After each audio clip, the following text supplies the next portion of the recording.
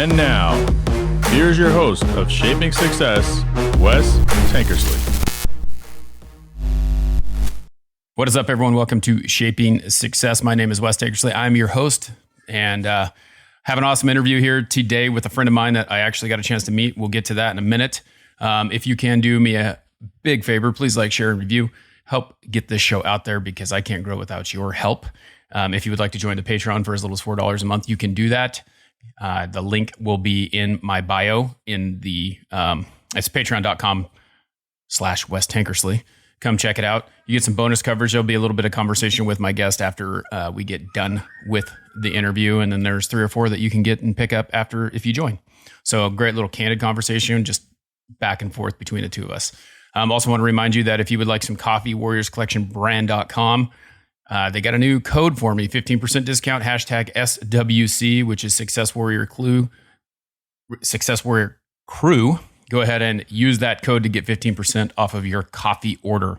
My guest today is a friend of mine that I have had on the show before.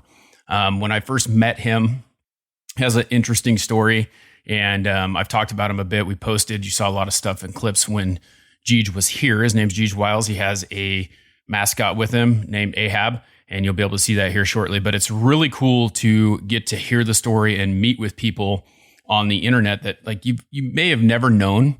But we got an awesome chance for him to cruise over here because Payette Brewing did a beer for Ahab. So we are going to talk a little bit about that, and we are going to welcome Geeg back. Geeg, hey, man, what's happening? Good to see you and your friend Ahab back there. Yeah. Hey, so, I wanted to do a little bit of a recap. You've been on the show before. There's a lot of things that I knew, but learned more getting to actually meet with you. And then just kind of talk a little bit about your trip to Boise and the beer and all those things and how that came about, For those of new audience members who haven't seen the first show, can you just give just a quick brief explanation about what you do? Sure. So the elevator version is Captain Ahab behind me is a 43-pound, 3-foot-tall lawn gnome who aspires to be a pirate captain. And at this point, it's less of an aspiration and more of a reality, as you saw weeks ago. And he's been a traveling mascot and motivator for my friends and family alike for the last 8 generations to just get out and do what you're passionate about.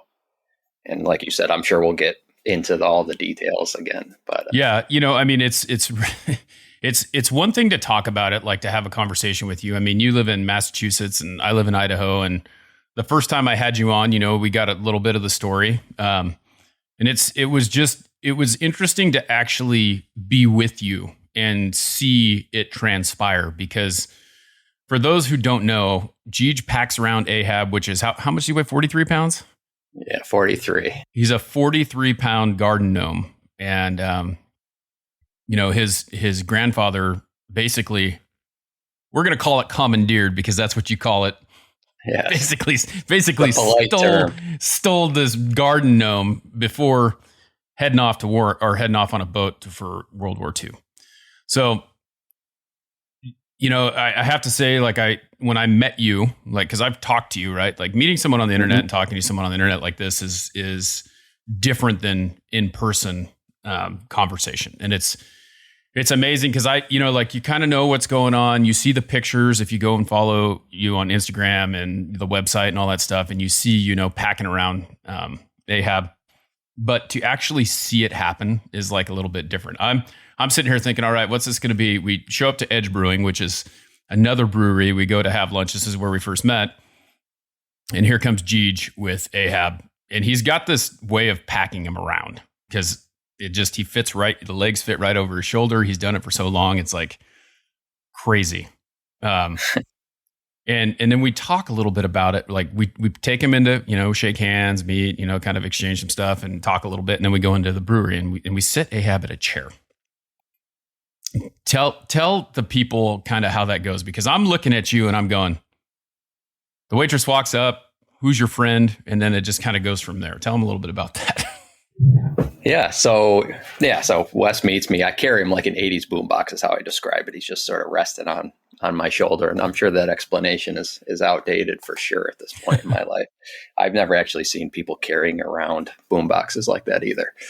But yeah, so we sit down, put Ahab in a chair, and the waitress comes up, says, "Who's your friend?" I say, "Captain Ahab." And Wes is like, "Oh boy, I'm gonna hear the story, right? Or see him do the pitch or thing." And I just ended the conversation right there. And she left. And Wes not looked disappointed, but he definitely was like, aren't you gonna tell her and do the whole thing? And I just explained to him that we don't ever adamantly pitch it to anybody. We wait for them. And that she, like many others in the brewery, will sort of come around as curiosity gets the better of them. And sure enough, she came back, asked another question, and then it ended up, she took a picture with Ahab in the end. But it is, again, about giving people that chance to let curiosity get the better of them, let their guard down. And that's when the real conversations happen. And it doesn't happen every time, but it definitely happens in the most natural way it can when we let people approach us, when they, like I said, let curiosity get the better of them. And everybody just approaches the conversation they don't know they're about to have with genuine, just as another person. There's no politics or anything behind it. It's just two people or a small group of people talking about passions and aspirations and whatever else comes up. And you've seen so many times. It's super fascinating to see it happen too. Like when you said that was going to happen, then it happened. And like from then on, I was kind of like, all right, so this is the way it's going to be. Like we finished up, we ate, and then I can't remember what we did after. We went out to Matt's house, Matt Todd, who his episode should be coming out soon, that you interviewed on his podcast. And then we were able to talk about the beer and get we had the cans before everyone else did. And then the next day, we went on a hike, and it was funny. We were having these conversations the whole time, talking about it. And it's interesting to listen to you talk about Ahab, because it's always we, right? Like you've gotten to this point where there's this conversation that you have, and he is part of you, or he is another person, even though he's, he obviously can't talk, but he talks because he gets people talking. And we were hiking up, we get out of the truck and we start hiking up the trail up Table Rock. And we see a guy at the bottom, and he asks us a question about the trailhead, which I'm terrible because I have no clue. It's like, how long is it going to take us to get up there? I don't know. I've been up here before, but meh. So Geeg just got Ahab on a backpack. He's got this special, it's not special. I mean, he's made it work so Ahab can go up and down the hill. And as we're doing this, we're talking about it. And, it's interesting because we all have our phone. We're all taking pictures. We're all kind of like charting this path of where we're going and documenting the hike. And so that guy says something to us, and then we get to the top and we're just kind of hanging out with Ahab. And that happened again. Then this guy that talked to us at the bottom didn't say anything down there, but he brought it up there. And it was just crazy to see that unwind, because every single time someone would walk by and snicker, we'd talk about it, and you go, it's about getting people to talk, right? Whether they're laughing at you or questioning what it is, it gets a conversation started, right? Yeah, and that's, I consider it laughing at our expense. And that's where the best things come from, when the only person that essentially could be offended by anything you're doing is us. So it's always going to be a win, and we're never offended when people stop us in the middle of anything. And just like you brought up that guy, so we fast forward now, right? It's been 3 weeks since I was there already. And you saw how adamant he was about having the conversation up top, and he was a traveler and all this stuff. And he said, "Oh, I'm going to reach out. We have more to talk about." And I haven't heard from him. Yeah. So it's one of those things where even if people have the best intentions, there's just little excuses that get in the way, or, time goes on. But on the way down, we met that other lady, Kate, I believe her name was. And she said she noticed us at the brewery the day before, had no idea that she was there, that, kind of stuff. And she goes on to make a lengthy post about who she just met and all the details. She remembered every single detail of what we talked about and put it all into a post, and about how she's new to the area and adamantly trying to do all these things. And you just don't know which interactions are going to stick. Right. Yeah. And even with podcasts, we've been on many at this point, but obviously with the beer and how you helped us connect and everything, you can see that when is at least with all the Ahab projects and adventures we've done, there's a lot of people that become part of the crew because they hear the story the first time, they get maybe 10% of it. But as you saw, as you were just hanging out, you heard the story again and again, but it wasn't like, oh, this is the same story, the same pitch, the same everything. You're like, wait a second, I didn't know that detail last time. You, like you told me, you just kept picking up on little things. And then all of a sudden you saw the rubric of why we can, I don't know, predict the organized chaos that happens around it. And, we're 21 years in now, and it's just one of those things where we can't guess which people are going to come up to us or what's going to happen afterwards and things, but we understand what is going on in the setting we're in and how people are going to interact at this point. It's been a social experiment for me for 2 decades. And I saw how he was used for, a lot of time before that as a different social experiment with my grandfather and his, war buddies, for lack of a better term, my great uncles. So it's really, like I said, just been a social experiment in a way where, the variables change all the time, but I've noticed a lot of consistency in a few things. And that's how we make this work, on top of, doing all these feats that are ridiculous on extreme levels or fun levels. Well, and I think the really cool meaning behind Ahab, I feel like, is the fact that he's a connector. Like he was the thing that brought the original people together, right? There's 4 of them. Is that how, right? Yeah. So, and that's, I'll give you a little more than the elevator pitch, especially for anybody new listening. But yeah, so it was a prank, like you said. They commandeered him. It was one of those instances where they were all sitting around the pub night before they were leaving. And you could tell nobody was excited for the next day, getting on a ship, going, just being in the middle of the ocean for X amount of time, and who knows what would happen. So to cut the tension in the room, the officers told them about this ongoing prank that's been happening over the years and in different iterations, where you'd commandeer something, make a scrapbook, and when your tour was over, you'd bring the said lawn gnome or whatever it was and the scrapbook back to the lawn, knock on the door, hide in the bushes, leaving both the items. And the once very sad parents would be very happy because they'd open the book and see that something that they've always had but sort of neglected now had a story and a conversation starter, or say like a coffee table scrapbook that they would have in their house. And that would become a more engaging piece of their lives. And everybody has things in their house as decorations that remind them of an experience, or they have souvenirs and things. But every year you just find yourself being like, oh, when did I dust that last? Instead of when have I don't even move the position of it in the room, or put it in a different room, or taken it on a adventure or vacation. And so, yeah, they got back to the port, super excited to give it back.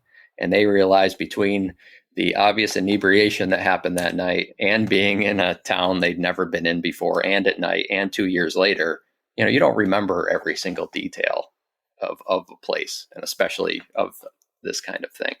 So they, instead of just ending the prank there, they were so disappointed in not finishing it that they decided to keep it going. And this was their centerpiece. It was the excuse that they made. It wasn't, oh, we have to get together as friends and make sure our friendship keeps going. It was, we have to keep doing things with Ahab. And they made it a precedent to once a year all get back together, have a reunion, play a card game, and the winner would pick the next destination that they went on.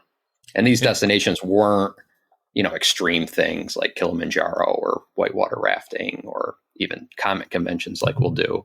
It was just ensuring they all made time and a space and a place and a destination to keep that promise that they made themselves and to Ahab and the prank alive, essentially. And so you kind of take it to another level, right? Because it sounds like to me, and I never asked you this, but I'm going to ask you now, because they didn't take him, like they took him on the trip, right? But they didn't take him around town like you do. They didn't take him everywhere, right? No. So, I mean, they all got together. This place I talked about, they all pitched in back in the day when you could, buy a farmhouse with essentially 300 acres around it for nothing.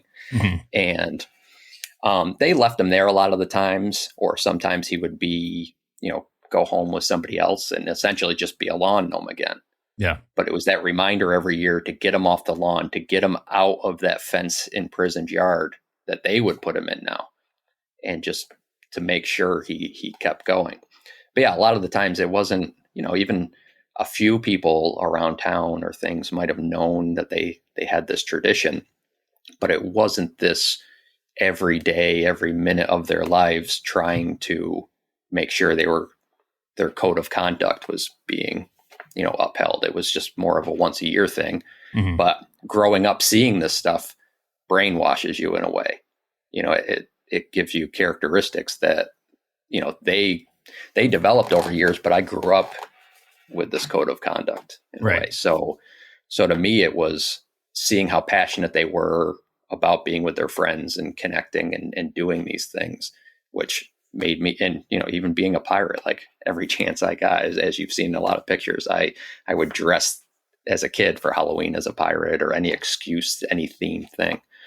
So it was definitely interesting to see. But yeah, now he's around me daily. Like if I go to any other room in the house, I don't bring him with me. Right. He's out in the workshop and things like that. But if I'm leaving and it's a nice day, I strap him in the back of the truck and take the long way to get places, and people see and point and, wave and laugh and beep and everything. Yeah. Well, it's crazy because I think that, we started talking about this beer thing and how, it was one of those things where it could bring people together, just like you're doing with Ahab. Because I think the conversation is to get a conversation, is to get people connecting, is to get people talking, to kind of put their devices down and just have a regular conversation. And as we mentioned before about, like, who cares if they're making fun of the two of you? Like, they're talking about you. So it is creating that social interaction that you may not have had you not seen that. Like, I mean, how many people, as we're walking up Table Rock, have got their head down and their headphones in and they're just like disengaged, Mm-hmm. And that was kind of the thing that was interesting as we're walking by, Kate, I think you said her name was. I don't remember names. I'm not very good with names. I have to say it like 12 hoping times. It was Kate. I'm pretty sure it is. Yeah, well, if she's listening, sorry if we forgot your name, but we still remember you.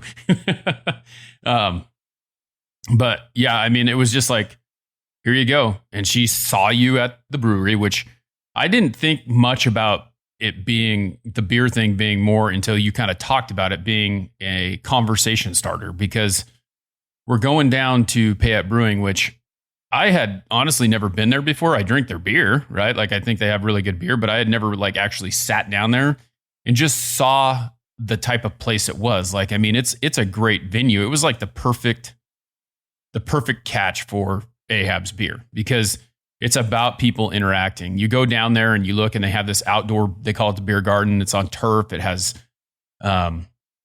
covers, and it has food vendors. Like, they don't have their own restaurants, but we met some awesome food vendors, great people, which we'll talk about Todd in a minute. But it was just really cool, because now we're sitting down. We've got Ahab. He's in the bar sometimes. He's sitting by us sometimes. People are walking up. What is this? Like, are you checking this? And then the can itself has a picture of Ahab on it, and it's talking about where he's at. And it can be a mini mascot. Like, people can take this beer, go out on a trip, go out on an adventure, and take pictures with their Ahab as well. Yeah, just like you said, it's a couple things. It's not only just phones anymore that distract people. I mean, that's the majority of our time, right? And even me.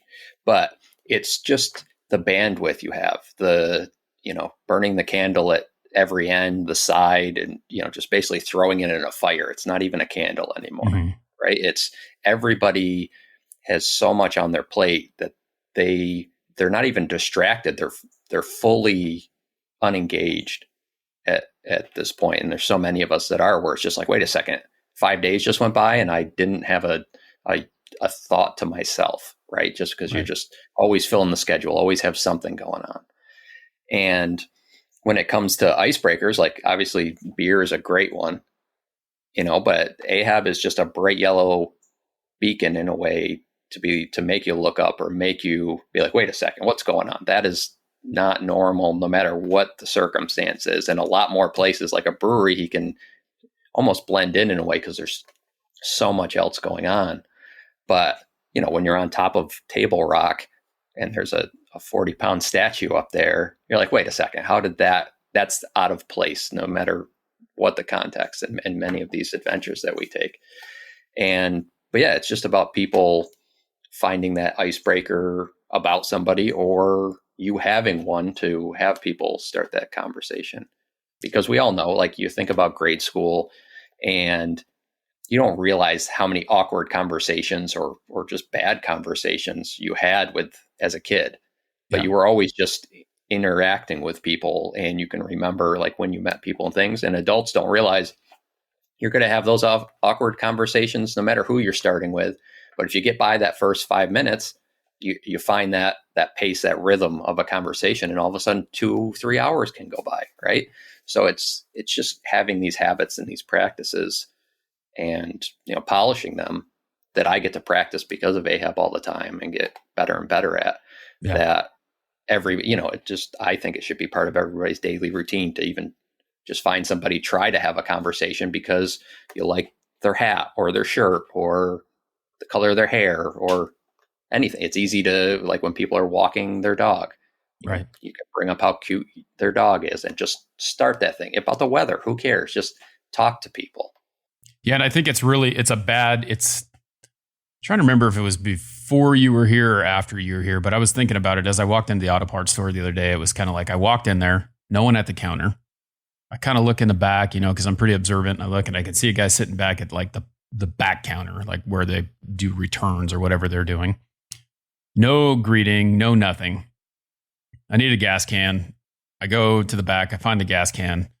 I come up to the front and I'm standing up there. Still no one comes out. The guy's standing back there. He's on his phone. He's just like, I'm not going to come help you. I mean, that was basically what I got. And I'm looking around and I see it. There it is. Self-checkout. Now we don't have to have a conversation at all. I check myself out. I leave. And it's just like, this is kind of where it's at. It's like, walking down the street, you say hello to someone, good morning, good afternoon, whatever. How are you? Doesn't happen anymore. Like most people they've got their headphones in. They're just disengaged from the world. So it's a great way to re-engage. I wanted to talk a little bit about Foxy Franks because I think that was an awesome interaction as well. Like I didn't know Todd from anyone, but you had met him. Was it the day before or the morning of the beer release, which we'll talk about in a minute? Yeah. So he was just someone that, I mean, they're I guess a food truck, but it's sort of a mobile station that they have.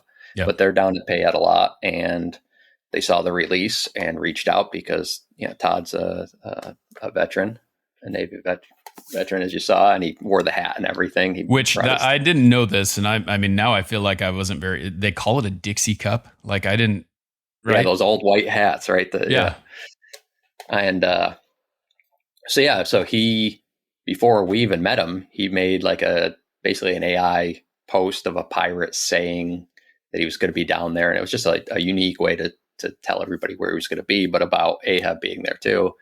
And yeah, it was one of those things where he knew we were coming. Not that us sitting at one of the outdoor tables out there, we would have obviously had a natural conversation with him anyways, even if he didn't know we were coming.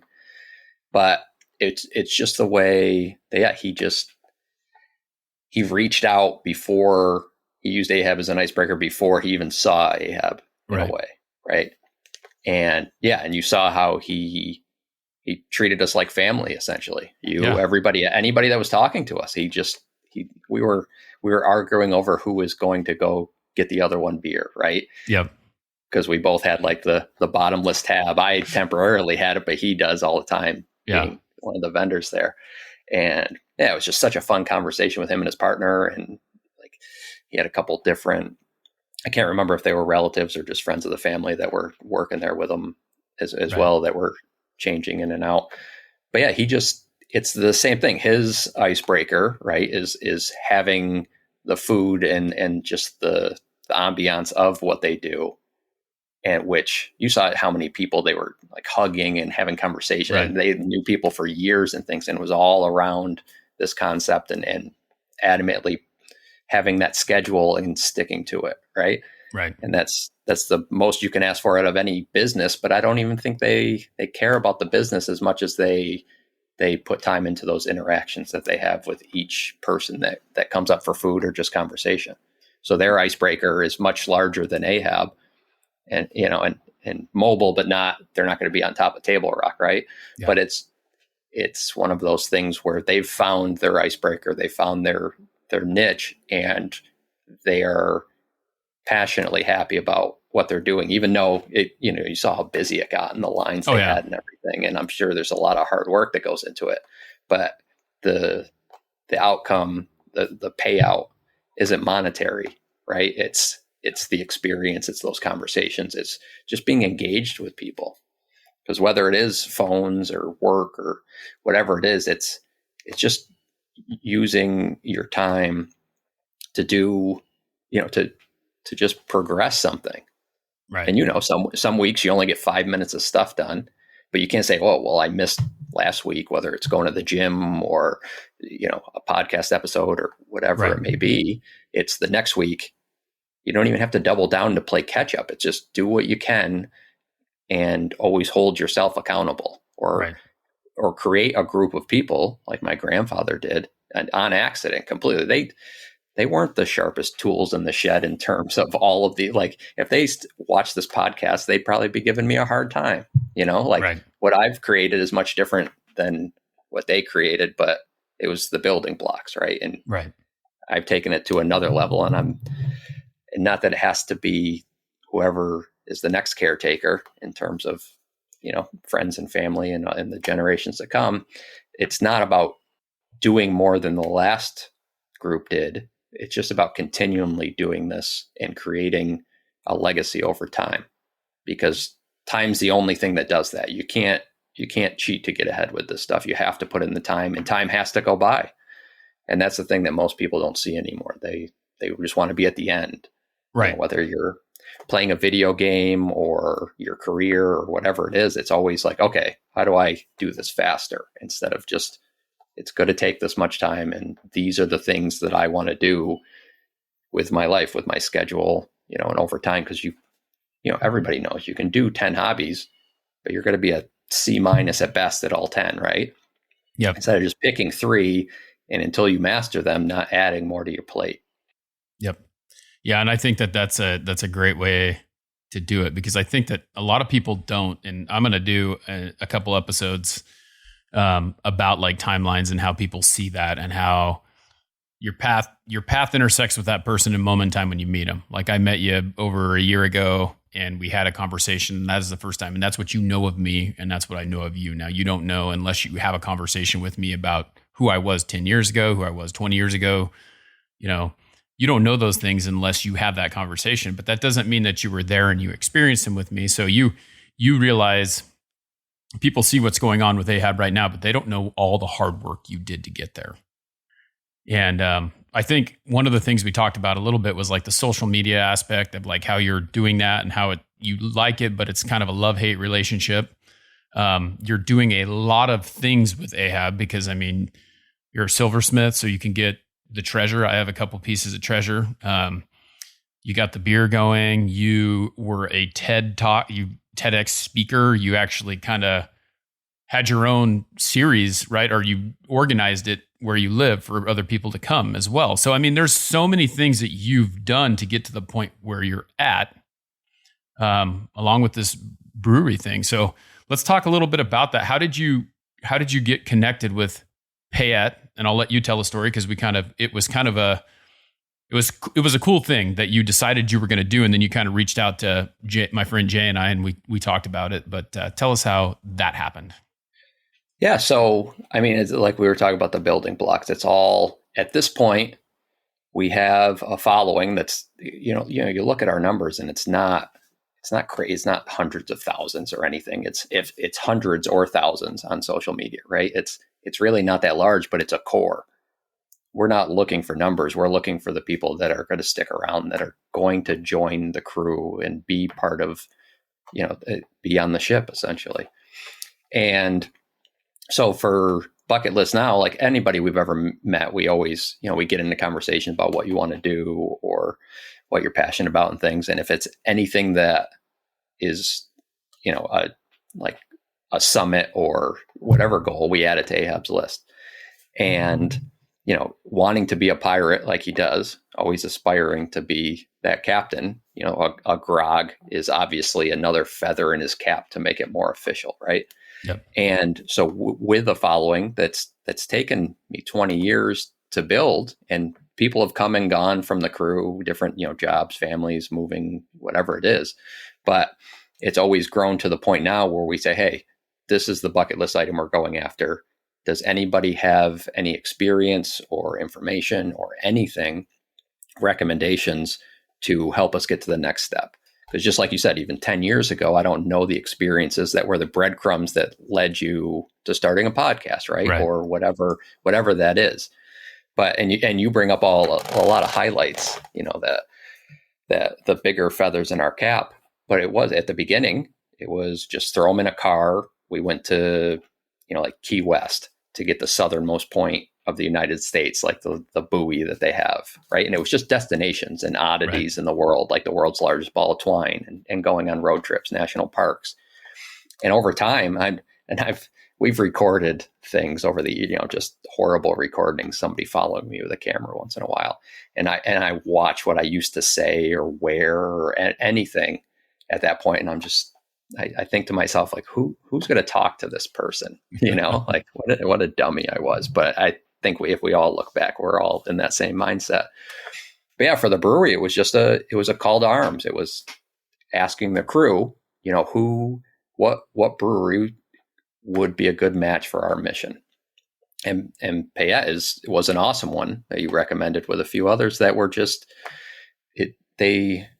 I always feel like I'm going to butcher their slogan, but the synopsis of it is accomplishments, or the beer tastes better with an accomplishment, or an accomplishment, feels better with a beer in hand, essentially, to essentially have that cheers, like we did it.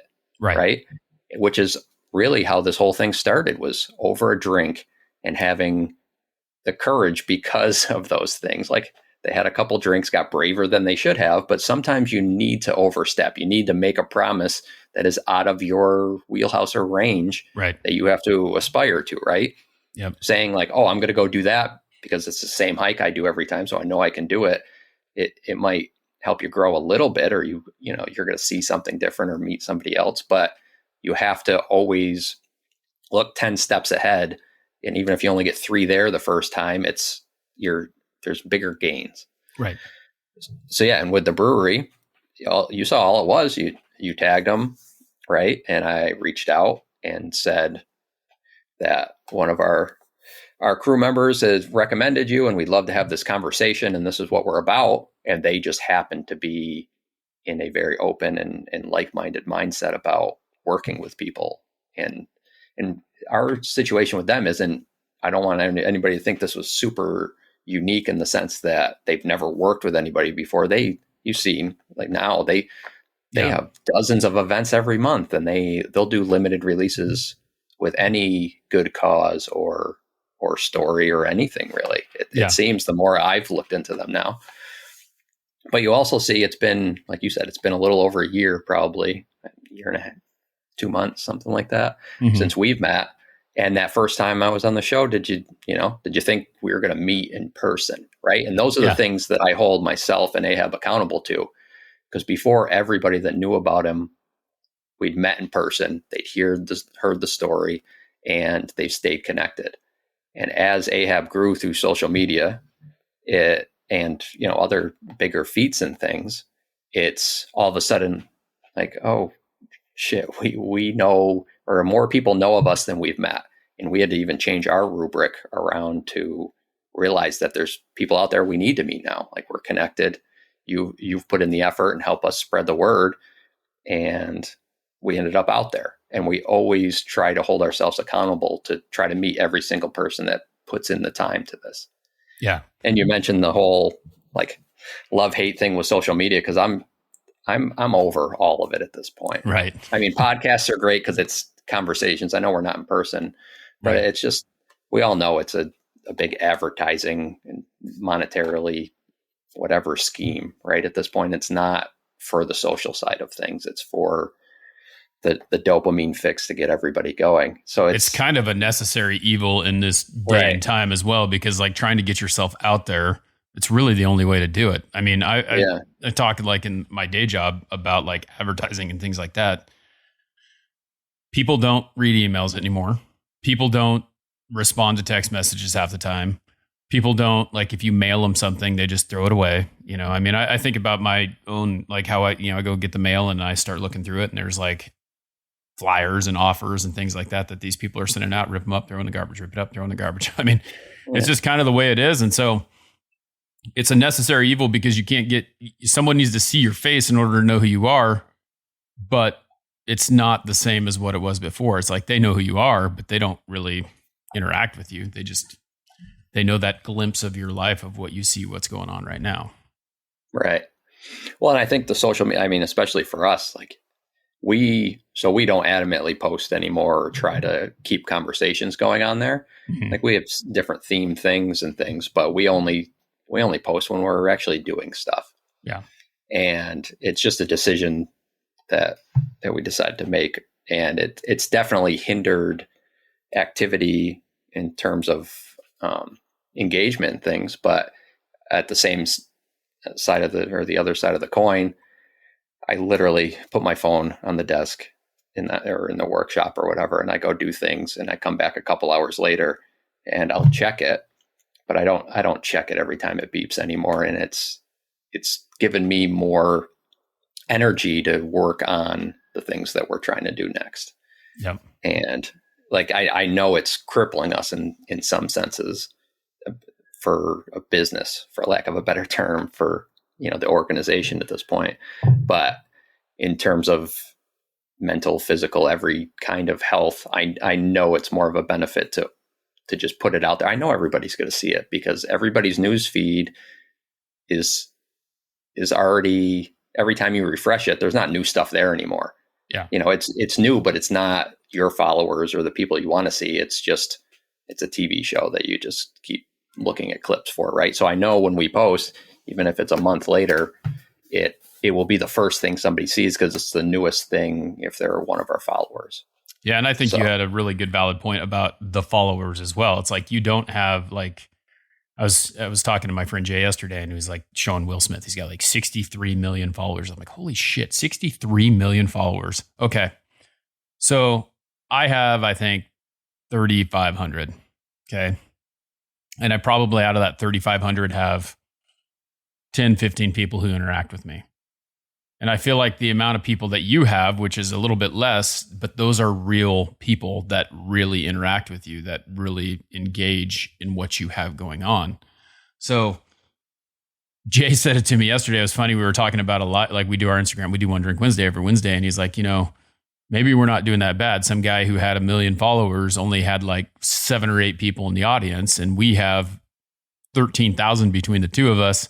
And we've got 7 or 8 people in there. So the percentage is a lot higher than what you think. So it's crazy, but that's what you're searching for. You're searching for those people who are really actively engaged and want to be there. And your base, I feel like, is that way. Those are real people who really interact with you and really genuinely care about you, not just followed you because, you said something one time or they saw you 1 million times.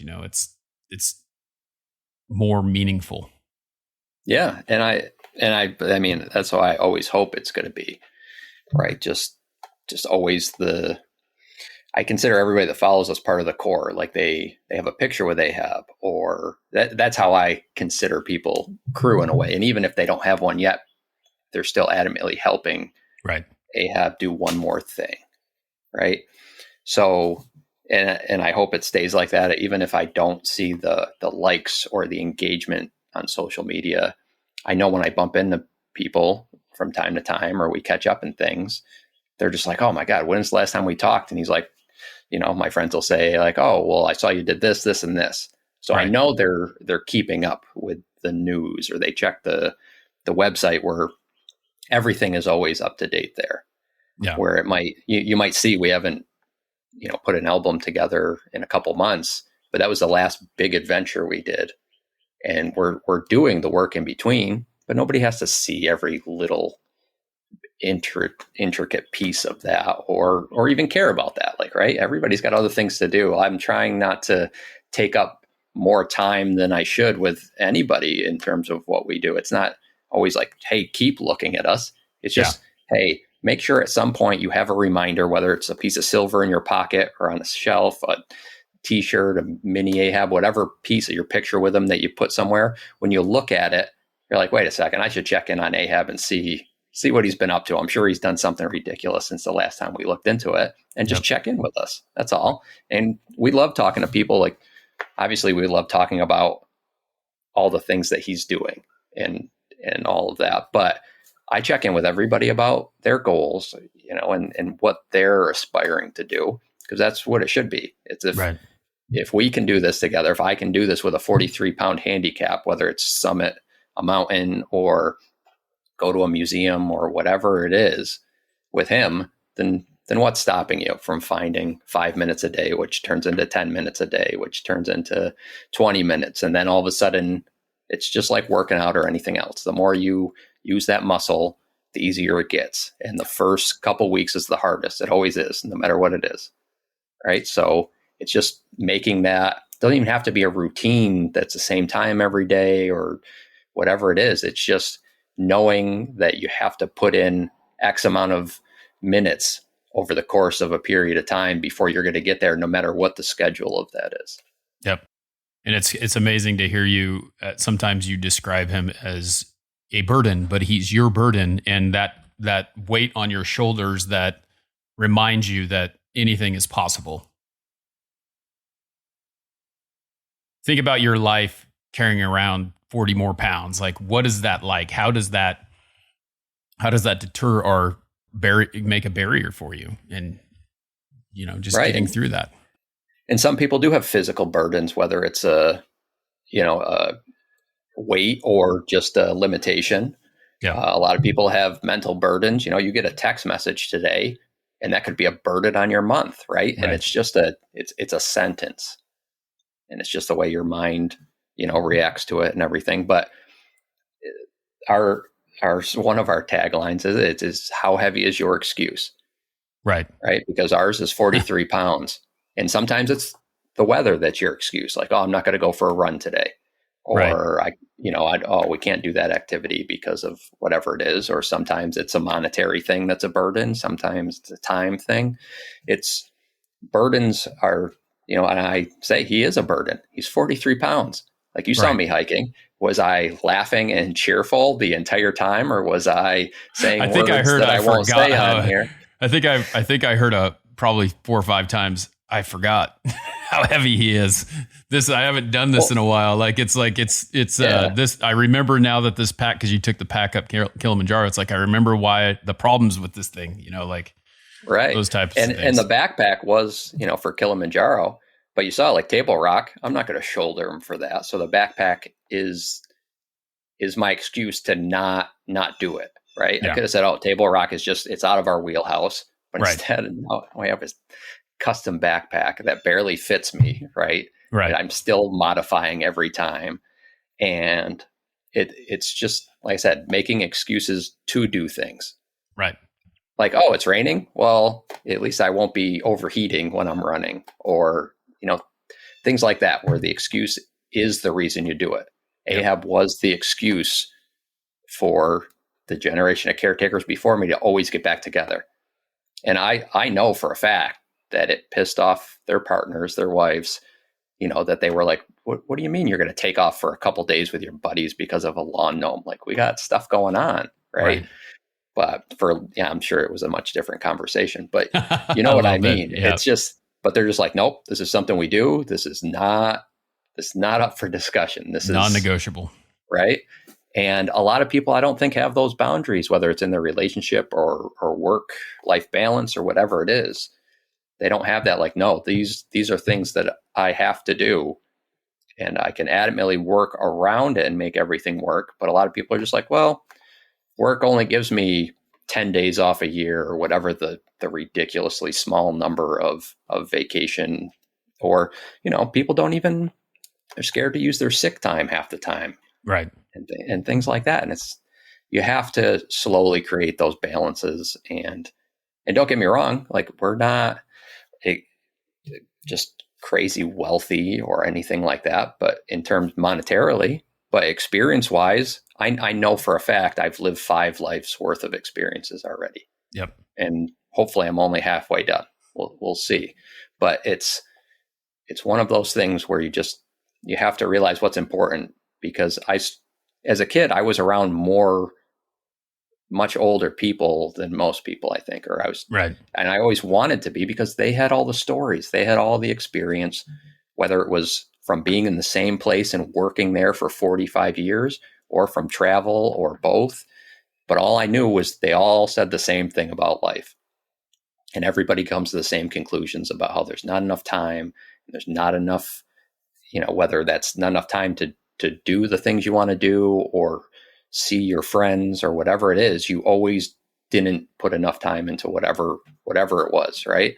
Yep. So I'm just trying to make sure that I can do that, essentially, and show it through, like, it's hard on the podcast because I am a face on here. Right. But, when we were hiking around or doing the things, I rarely am in the pictures unless somebody asks, because they want to see both of us for their picture. But he's my photo double. This isn't about, hey, look what I'm doing. It's what he's doing. Right. And he's in it. He's in the 11,000 pictures that we have of him over the last, 20 years, just as me being caretaker with my core piece of the crew and things like that. So it's, like I said, it's just showing people that no matter what the reasoning, the excuses you make, like, this is my excuse to do all of these things that we've done. Right. Like, if this is a ridiculously silly excuse, right? I've got a very amazing story that I've practiced and made better over time, not only with the past of it, but with every experience that we add, every adventure that we add, the story just gets better. Yep. And that's why right now you're just like, oh, you did a TEDx thing. That's crazy. How did that come about? It's like, well, with 15 years of experience behind it, it was a real easy pitch. On year 2, I would not have given anything worth watching. And even now I look back at every once in a while, I take a listen, or I'm looking for a clip, if I'm going to go speak somewhere, I just, all right, like the bullet points of everything, and rehearsing and practicing and things. And I think about how much better the story would be if I did that TEDx today instead of 5 years ago now. Right. So it's just having these little things that encapsulate that moment in time. At the moment, it's the biggest thing in your life, right? Or it's the thing that made you most nervously excited. Right. But looking back, you're like, oh, I can do that. So now I can do it again. And that's all I try to show people. You do it the first time. Like, you should be scared, or, like I say, it's either you're excited or you're nervous. And one of them's 90% of it and the other one's 10%, but you don't know which one it is. Yep. And those kind of feelings, like, I don't even like speaking in front of people, right? Like, I do the same thing. I get up on stage or whatever platform, and you sort of black out for X amount of time. You hope you did what you wanted to do, and you get better at it, but it's just, I am just as nervous as everybody else about public speaking. Yep. So it's one of those things that he essentially makes me do, right? Because he doesn't have a voice, but how else would he describe this story, this life that he's been on? So, Yeah. Well, I mean, it's a great story. If you guys want to check out the original interview, you can go do that. Just go check out. It's in the episodes. Geeg does do some speaking. Ahab forces him to, it sounds like, but he does it. If people want to connect with you for speaking, if they want to check out what Ahab is doing and all those things, where is the best place? You got a website and you got an Instagram. So ahabsadventures.com is the home for everything. Mhm. Like from there, you can go down multiple rabbit holes of whether you're interested in having a speak or looking over the last 20 years of adventures. And social media, it's at Ahab's Adventures for everything we're using. But like I said, if you look and you're like, wait a second, they didn't post today, it's on purpose. Yeah. The accounts aren't just closed off or we're not done or anything. We're adamantly working behind the scenes on the next adventure. Yep. Well, Geeg, it's been great. It's been great having you on, and I know we'll do it again for sure. There's no doubt in my mind, and we'll see each other again. And now it's my turn to get over to the other side of the country that I've never been to and come see you. I appreciate you taking the time, man. No thanks is needed. Like I said, the more time you see what happens when you put in time into anyone most of the time, right? You've put in time into Ahab being part of the crew, and I know there's benefits from it, whether you see them physically or not, right?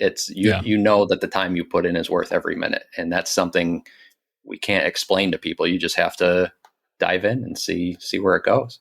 Yep. All right, man. Well, that is all we've got for today, and like I said, you'll be on again, but we will talk soon, I'm sure. Yeah. Cheers. All right. Cheers. All right, everyone. I want to say thanks for hanging out with me and Geeg. That is an awesome story. He does some really cool things. He's got some decals. He's got merchandise. He actually is a silversmith too, which is a really cool thing. I've got some pieces of silver. The nice thing about the silver is like it's custom made. It's like pirate treasure is what I really like about it.